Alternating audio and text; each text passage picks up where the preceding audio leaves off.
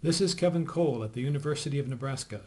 The topic is thermodynamics, and the example is the non-ideal pump. We are given a water pump from a power plant, and the inlet is saturated liquid at 0.01 megapascals, and that water comes from the condenser. And the purpose of the pump is to supply the boiler, and the boiler pressure is 10 megapascals. We're told the pump is 90% efficient. This is information that comes from the pump manufacturer. And we're asked to find the work of the pump in kilojoules per kilogram, and B, we're asked to find the outlet water temperature. The efficiency we're given is 90%. In order for efficiency to fall between 0 and 1, we have to have a different definition of efficiency from before. I'll say that a pump is the opposite of a turbine. A pump absorbs shaft work. So the definition of efficiency is the inverse. We've got the efficiency for a pump is the isentropic work divided by the actual work. And the way, of course, we use the efficiency relationship is that we're going to solve for the actual work. It's the isentropic work for a pump divided by the efficiency. Okay, so if we can find the isentropic work, we can use the efficiency to get the actual work. Well, we need the isentropic work. There's a special relationship for an incompressible substance, and if we got the compressed liquid water, that's a good assumption. And an isentropic process, the work of a pump, isentropic, is mass flow rate, specific volume times pressure change. So if we can find the specific volume, we're off to the races. We've got information about state 1. Let's use that to find the properties that we need. This stuff is saturated liquid, and we're going to use the pressure table to get some data. In the pressure table, I'm going to go ahead and look up several values and write them here. Let me go find the table. Here we are. Here's the saturated water table with pressure listed in this column. We're told that state 1 is 0.01 megapascals, and that's the same as 0.1 bar. These pressures are in bar.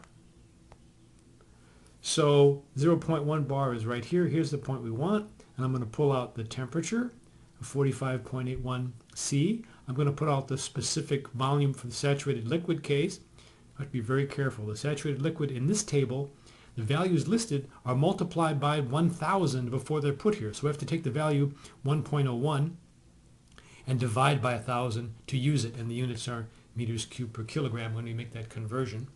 And the other value I'll pull out is the enthalpy for saturated liquid, 191.83. So I'm going to transfer these numbers back to the other document.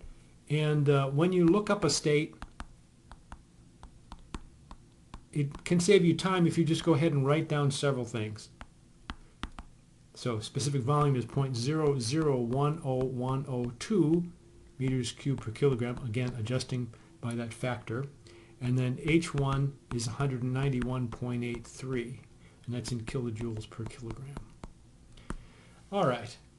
Now I'm going to use this specific volume plus this formula here. I'm going to solve for the isentropic work divided by the mass flow rate. I'll show you why in a moment. That's going to be specific volume times the pressure change. The specific volume is 0.0010102, and the units are meters cubed per kilogram. The pressure, let me shorten this up a little bit. The pressure here is, the high pressure is 10 times 10 to the 6th minus 0.01 times 10 to the 6th.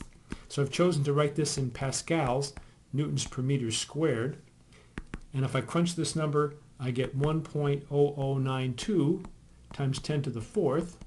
And the units, if I multiply this to multiply these guys to get the units are a newton meter per kilogram, which is the same as a joule per kilogram. So that's the units of joule per kilograms. But we're asked for the work in terms of kilojoules per kilogram. So it's per kilogram is why I computed the work rate divided by the mass flow rate. Let's take this number and multiply it by factor of 1 kilojoule per 1,000 joules, and then I'll get 10.092 kilojoules per kilogram.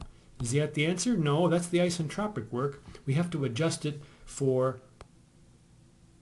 the efficiency to get the actual work. So W dot actual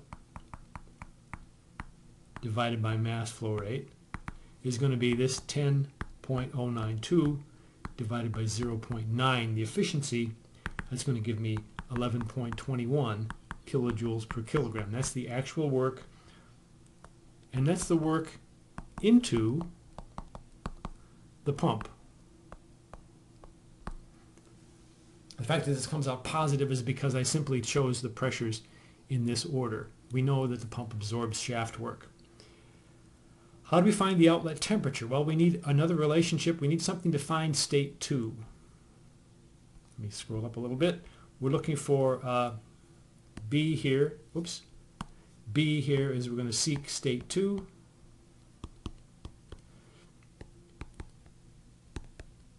What's state 2?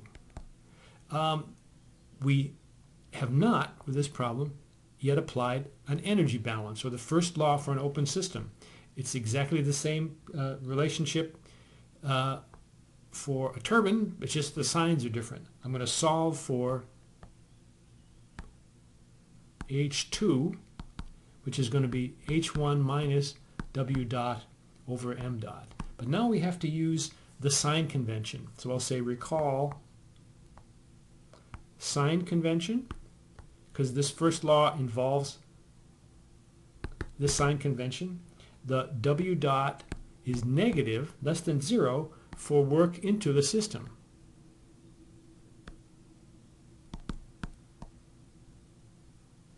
And our system is the pump, so up here that was work into the pump, so we need to put in a negative value there. So H2 is going to become H1, which is this value from up above, 191.83, minus the work rate divided by M dot. So that's going to be this value here. But I need to put that in as a minus value, 11.21.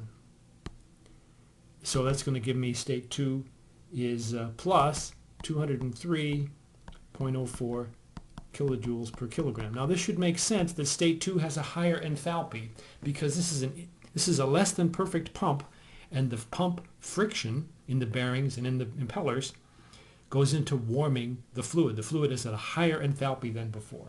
Okay, now I need to think about using that H value to get a temperature.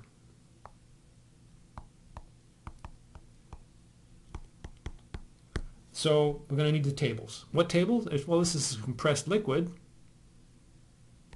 It started out as saturated liquid, and then we squeezed it to a higher pressure. It's certainly compressed liquid. We could use that table, but I'm going to do a approximation. I'll say recall for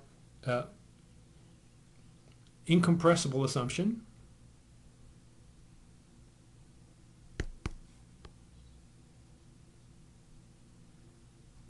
or incompressible approximation, that the enthalpy at state 2, at the correct temperature and pressure, is approximately equal to the saturated liquid enthalpy at the correct temperature. So we've got saturated liquid, and we're neglecting the pressure, the effective pressure. Neglect effect of P2. So we can use the saturated liquid table, which is easier to read. And I'm going to use the temperature table. You could interpolate out of the pressure table, but it's a little bit harder. So here's a saturated water table with temperature. We know that H is 203, saturated liquid. 203, it's going to fall between here, between 188 and 209. So that means the temperature over in this column is going to fall between 45 and 50, and we can interpolate. Let me go ahead and formalize that. I'm going to pull these four values and put them to the other document. I'm going to say I've got a little table here of temperature and H sub F, and I've got 45, and I've got T2 that I'm looking for, and I've got 50. And then my H values, from the table I've got 188.49. I've got the value at state 2 up here, 203.04, and I've got the other value from the table at 50 degrees centigrade, 209.32. So if you interpolate on distances here, and I've just set up the interpolation. Interpolation is a ratio of this distance to this distance, and we find that T2 is 48.5 C. Now what's the temperature change in this thing? T2 minus T1, that would be 48.5 minus the other value I wrote down. It comes to about 2.6 centigrade. That's a relatively small value. So this is the amount of, this is where the energy goes from the inefficient pump. It warms up the fluid a little bit. Let's recap.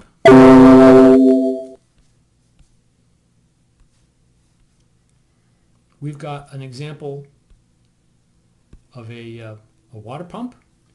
We're told that it's 90% efficient. So we use the definition of efficiency, and we solve for the actual. In the case of a pump, we divide by the efficiency. We need to find the isentropic work, and we've got a special relationship for incompressible and isentropic pumps. W dot is m dot v delta p. And we were able to find that value, and that was the work into the pump. To find the water temperature at the exit, we did an energy balance using the first law. This looks the same as for pumps or for turbines, but now we had to be careful with the sign convention and use the work was negative to get the right answer. And we also used, we could have used the compressed liquid table, but we decided to use the approximation for staying in the saturated table on temperature. If you understand that for any problem you can always do an energy balance, then all will be well.